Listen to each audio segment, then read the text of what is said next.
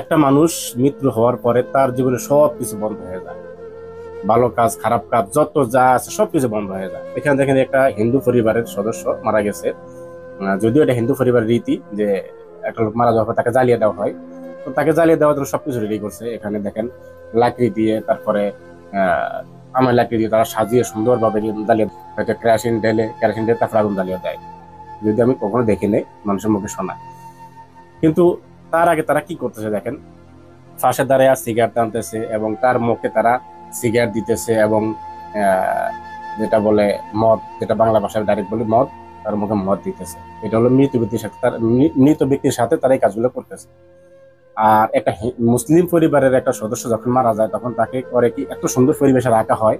মৃত ব্যক্তির শরীরের উপর যদি একটা ফিফড়া যায় তাহলে ফিফড়া যেটুকু ওজন, ওই ওজনটা সহ্য করার মতো তার ক্ষমতা নেই। অর্থাৎ ওজনটা যায় যেটুকু হয় অতটুকু তার শরীরে ব্যথা হইতেছে, মানে এটা আমাদের মুসলিম পরিবার বলে আর কি।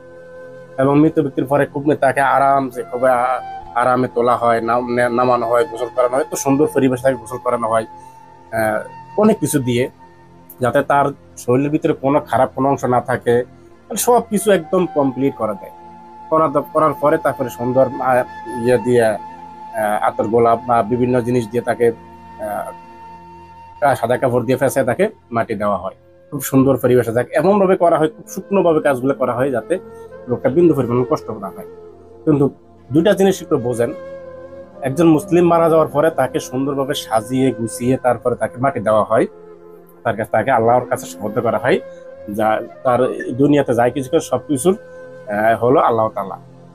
আর একটা হিন্দু যখন মারা যায় তখন তাকে দুনিয়া থেকে তারা শাস্তি দিয়ে দেয়। তারা তারা যেটা মনে করে যে দুনিয়াতে তার শাস্তি পেয়ে যায়, সে মরার পর আর কোনো শাস্তি পাবে, মাটির নিচে যাওয়ার পর সে আর শাস্তি পাবে না। এটা তারা হিসাব, তারা মানে এটা। এই জন্য তাকে নিজেরাই জ্বালিয়ে দেয়, মানে অর্থাৎ নিজেরা সবকিছু করে নিজেরা জ্বালিয়ে দিয়ে চোখের সামনে আপনি যখন তাও সিস্টেমটা কি দেখেন, একজন মুসলিমদের তো সবাই তারা এলাকার প্রতিবেশী সবাই মিলে তাকে কবরে রাখা হয় খুবই সুন্দর পরিবেশে। আর হিন্দুদের নিয়ম হলো যে মারা গেছে তার হয়তো বড় ছেলে বা বড় বড় মেয়ে, না যদিও সম্ভবত মেয়ে না, আমি জানি না কিন্তু শিওর, তারপর মানে তার সংসারে বড় যে তাকে দিয়ে সে আগুন জ্বালানো হয়। আপনি এই জিনিসটা হিসাব নিতে পারতেছেন?